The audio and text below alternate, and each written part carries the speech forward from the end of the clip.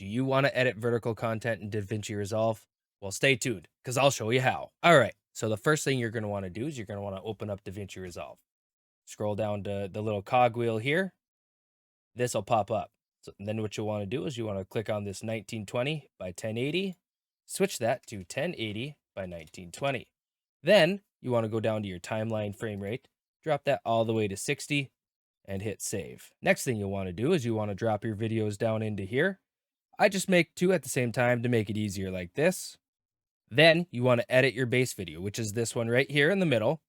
Set that to zoom at 3.153. The reason 3.153 is it takes up the whole square. So you'll want to edit your face cam. What I do here is I go to this cropping menu here. I crop left all the way to about my shoulder, crop right same way, crop bottom to the top of my head. And then we'll get to the next. You want to go to zoom. So you'll choose 2.5, which makes it perfect, and position about -840. That way you're centered. And then you'll want to go up to here and raise that up all the way to about the top. And bam, there you go. You just edited in vertical.